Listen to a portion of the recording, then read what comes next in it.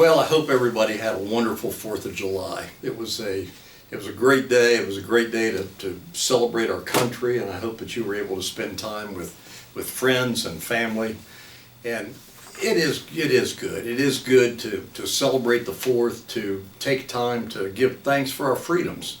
And I do. I give thanks to our veterans and our active duty service members who protect those freedoms for us. I can't imagine living in any other country. And I know that we've got divisions. I know we're getting ready to go through a presidential election, and I know there's a lot of division, but we live in a country that we can have open, honest dialogue. We may not always agree with each other, but we're in a country that we can be free to say what we believe and to listen to what other people believe. And it's important to remember that, because those freedoms were bought and paid for. And I'm always reminded of the fact that those freedoms could be taken away from us at any point in time. And so I give thanks. I give thanks for that. 4th of July is an important time to reflect. As I'm recording this lesson, we said goodbye to a good friend, a friend of our church, a friend of our Sunday school class, and he was a Marine, and he loved the 4th of July. He loved the 4th of July for what it meant. I think it's so important for us to take time and reflect. I think it's a great time to spend time with friends and family. For me personally, I was able to spend time with 6 of my grandchildren. It was a great thing. We were in a pool, and we were able to spend some special time together. We're going to talk about that again here in a few minutes. The last 5 weeks, our lesson has been about work. Today we start a 4-week series on how to rest. The title of the lesson today is Learning to Rest, and it comes from Exodus 16:22 through 30. And the purpose statement is to affirm the blessings of Sabbath while dealing with the tension of life's responsibilities. And it's important. As I say, it makes sense. We say, okay, well, you work, whether it's a job that you get paid for, whether it's a job that it's something that just a project at your home, whether it's a project with a group of people to benefit someone else, whatever it is, we have to take time to rest. And so we're going to be doing that with 4 different lessons over the next 4 weeks. And we're going to look at different passages and what the Bible has to say about rest. But before we look specifically at the lesson, I want you to think for a second about the 10 Commandments. Now, lately, in the last couple of weeks, 10 Commandments have been in the news a whole lot. They've been in the news because I believe it was Louisiana said that the 10 Commandments now needed to be posted in all public places. And it's something that when I grew up, I can remember the 10 Commandments in all certainly the courthouses and in all municipal buildings. But now there's communities, the state in the case of Louisiana, who's saying it needs to be put back in the schools. We want to see the 10 Commandments again. And when we think about the 10 Commandments, and I think I've heard this from a lot of people, they say, well, yeah, I believe in the 10 Commandments, absolutely. And I've never violated any of the big ones. I always laugh when I hear that, because I think, oh, I didn't realize that there were some bigger than others. But at the same time, to be fair, there are certain commandments that it doesn't seem as bad. If we certainly don't want to kill anybody, we don't want to murder anybody, but maybe there's commandments that give us, if I did say something that was not very nice someday, I mean, is that horrible? And the answer, I think, basically is yes, as a Christian, you're not supposed to do that. But we're going to talk about that. We're going to talk about that whole concept here in a few minutes, because we're going to talk about the 4th commandment.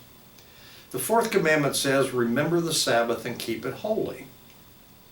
Now, it was interesting this week, happened to be on talk radio, and I was listening to that driving around, and somebody called in and they said, well, here's the thing. Jesus changed the 10 Commandments. Jesus gave us some wiggle room. And needless to say, that caught my attention. And what the caller specifically was referring to was in Luke 14, 1 through 6. And you'll know this story. You'll remember this story. One Sabbath, when he went to dine at the house of a ruler of the Pharisees, they were watching him carefully. And behold, there was a man before him who had dropsy.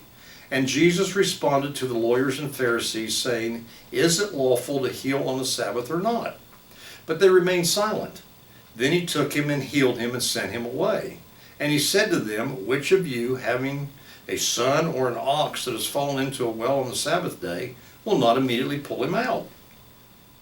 And they could not reply to these things. I can remember, and I dare say that most people listening to these lessons remember blue laws. I happened to, from the time I was in the first grade until I got through my freshman year in high school, we lived in a very, very small town. It had one store that you could go buy any kind of groceries. They had a limited supply, but they had everything, the basics that you needed. You might need a few hardware type items, and that was the only store in town. And if you wanted to go to a store, a regular grocery store, you had to drive 10 miles away. And I can remember I grew up in the Methodist Church. I was involved in MYF, and I can well remember when that store decided to be open on Sunday afternoons. And people were outraged. Oh my gosh, we're going to boycott them. We're not going to go shop there anymore. I mean, you're not supposed to be open on Sundays. Well, look at today. Now, admittedly, that was, 65 years ago or so.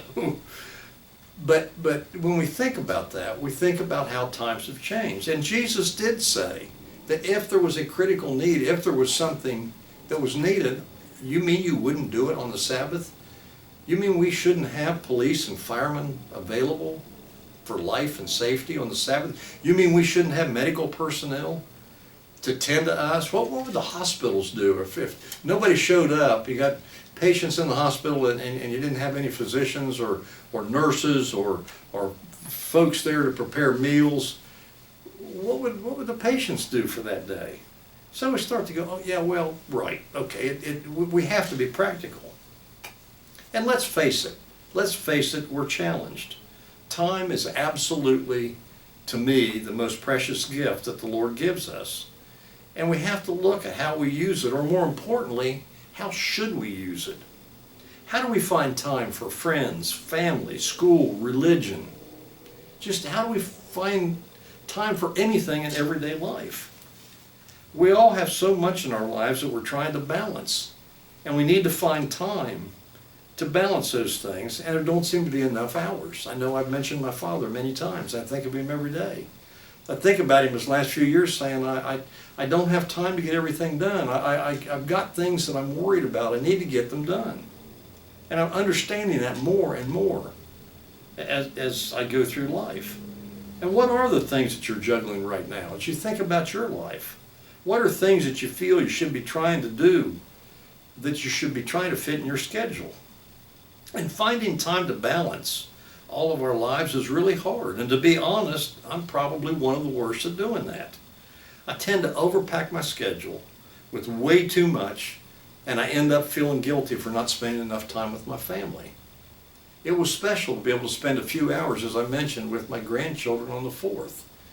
But that was not a typical thing. They're not that far away, and yet I don't get to see them as often as I believe I should, as I want to.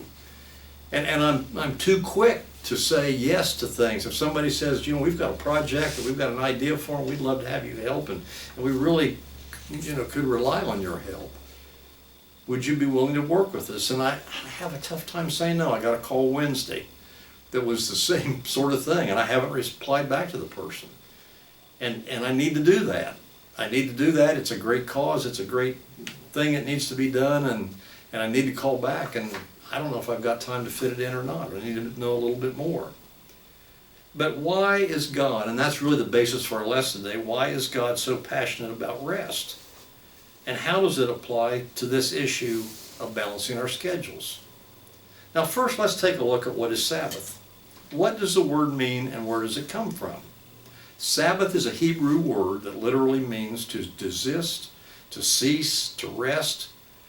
And most people attribute the first reference of Sabbath to come from the creation account. And you remember that. After the first 6 days of creation, where God put the world together, on the 7th day God had finished the work, and he rested on the 7th day from all his work. And God blessed the 7th day and made it holy. And if you go back and you look at Genesis, you look at the creation account, each of the accounts, each of the days said the same thing. God did something on a day. He created something on a day. And then that was the end of the day, and then there was a new day coming. And the way that the accounts read, it says there was evening and there was morning the first day.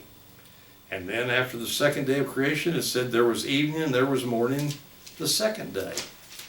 And it was only until God got to the end of the sixth day that it didn't say that anymore. And there was a major omission if we think about it. I never really reflected on this until I started looking at this lesson. Each of the first 6 days ended the same way, but on the seventh day, God was trying to express an invitation to come and join God in his rest. And God was saying, and I was reading this, I was preparing this lesson, and it really struck me that what God was saying was he was giving us an invitation to come to me, to trust me, to let me take care of you, to find rest and peace and comfort. Now from here, the first time in the Bible that we see this word Sabbath comes in Exodus.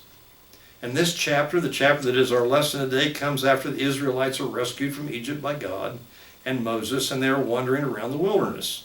In verse 3, it says the people began to whine. They began to complain to Moses. We talked about this a few weeks ago. If only we had died by the Lord's hand in Egypt. I mean, we were slaves, but we sat around pots of meat and ate all the food we wanted. But you have brought us out into this desert to starve the entire assembly to death. So let's read. Let's read what Exodus 16 has to say. And I'm going to go back and read starting at 11 just for reference. The Lord spoke to Moses, I've heard the complaints of the Israelites. Tell them at twilight you will eat meat, and in the morning you will have your fill of bread. Then you will know that I am the Lord your God. In the evening a flock of quail flew down and covered the camp. And in the morning there was a layer of dew all around the camp. When the layer of dew lifted, there on the desert surface were thin flakes, as thin as frost on the ground. When the Israelites saw it, they said to each other, what is it? They didn't know what it was. Moses said to them, this is the bread that the Lord has given you to eat. This is what the Lord has commanded. Collect as much of it as each of you can eat, 1 omer per person. You may collect for the number of people in your household. The Israelites did as Moses said, some collecting more, some less. But when they measured it out by the omer, the ones who had collected more had nothing left over, and the ones who had collected less had no shortage. Everyone collected just as much as they could eat. Moses said to them, don't keep any of it until morning. But they didn't listen to Moses. Some kept part of it until morning, but it became infested with worms and stank. Moses got angry with them. Every morning they gathered it as much as each person could eat. But when the sun grew hot, it melted away. On the sixth day, the people collected twice as much food as usual, 2 omers per person. All the chiefs of the community came and told Moses. He said to them, this is what the Lord has said. Tomorrow is a day of rest, a holy Sabbath to the Lord. Bake what you want to bake, boil what you want to boil. But you can set aside and keep all the leftovers until the next morning. So they set the leftovers aside until morning as Moses had commanded. They didn't stink or become infested with worms. The next day Moses said, eat it today, because today is Sabbath to the Lord. Today you won't find it out in the field. 6 days you will gather it, but on the seventh day, the Sabbath, there will be nothing to gather. On the seventh day, some of the people went out to gather bread, but they found nothing. And the Lord said to Moses, how long will you refuse to obey my commandments and instructions? Look, the Lord has given you the Sabbath.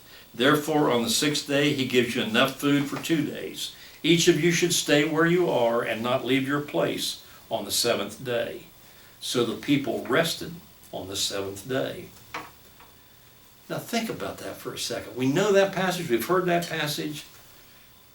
What he's saying, what God does, is he responds to their grumbling by he's saying it's going to rain bread in the morning. They called it manna. They didn't know what it was.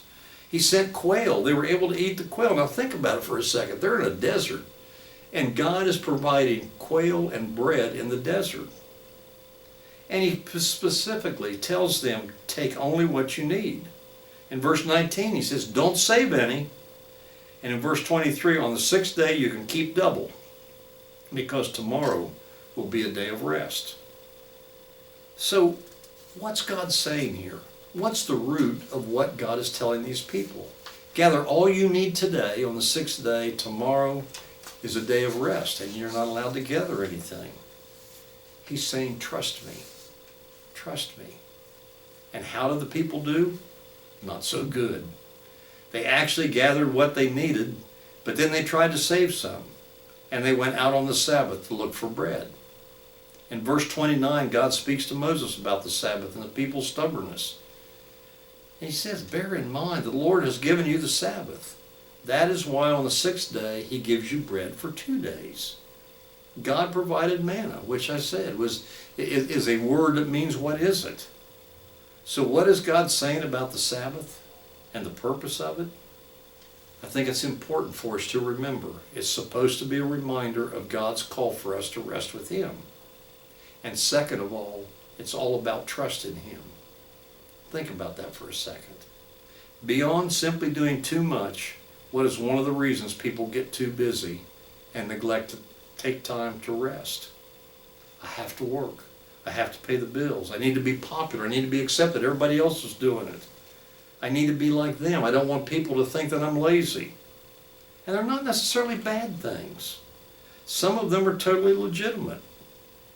But what I find for my life, my busyness is founded in the fact that I don't always trust God to provide for my needs. I feel like I need to do a little bit more.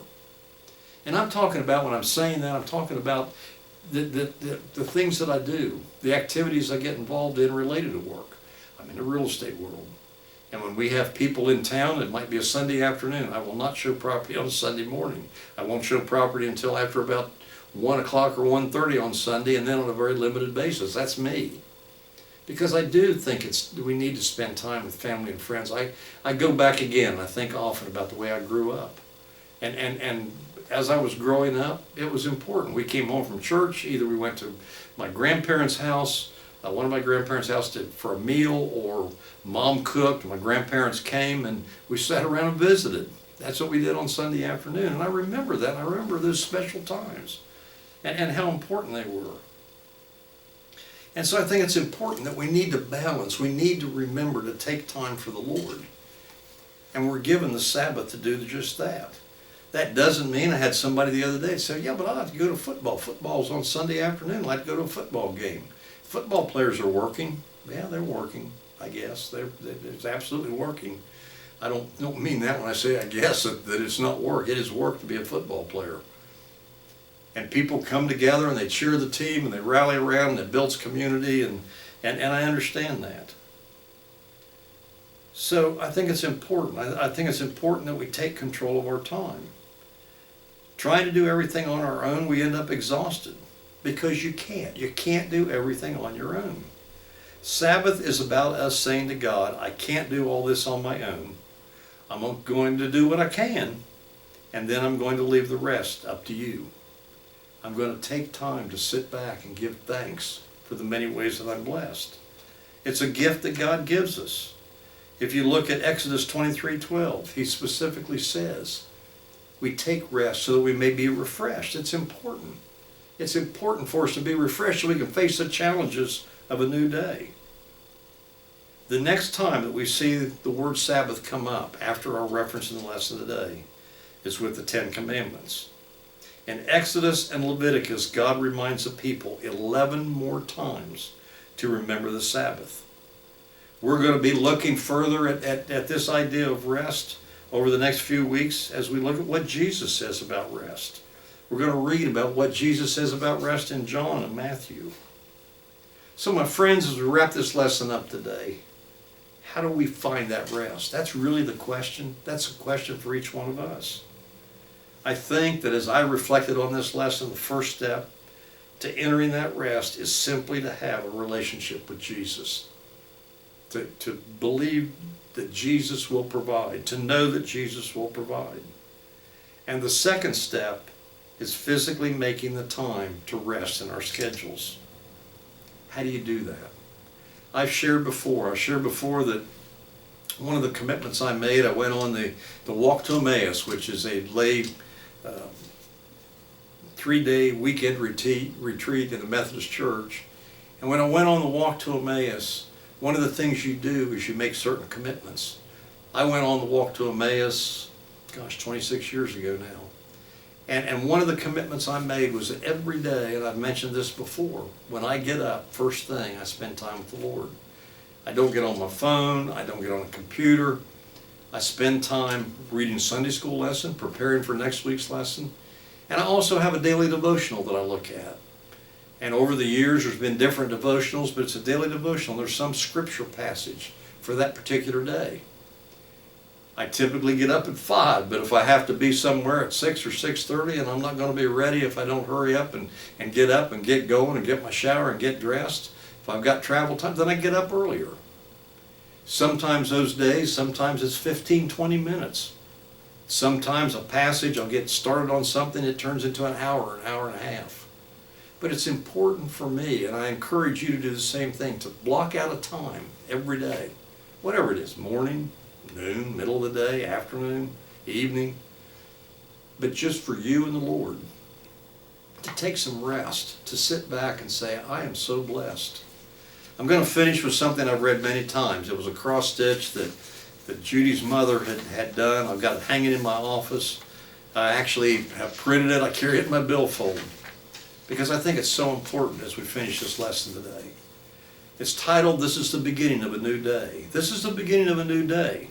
God has given me this day to use as I will. I can waste it or use it for good. What I do today is important because I'm exchanging a day of my life for it. When tomorrow comes, this day will be gone forever, leaving in its place something I traded for it. I want it to be gain, not loss, good, not evil, success, not failure, in order that I shall not regret the price I paid for it. Will you pray with me, my friends?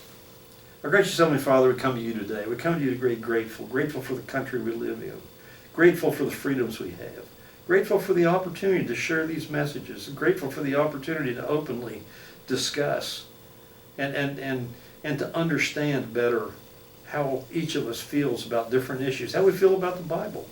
It's such an adult book, and sometimes we read a passage that you've given us, and it speaks to us one way, but because of our circumstances, we read it another time and it speaks differently. As we go throughout this week, we ask that you continue to keep our eyes open to the things you want us to see, our ears open to the things you want us to hear, and our hearts overflowing with that love that you have put in each and every one of us. And no matter how much we give away, you're going to give us more to give. In His name we pray. Amen.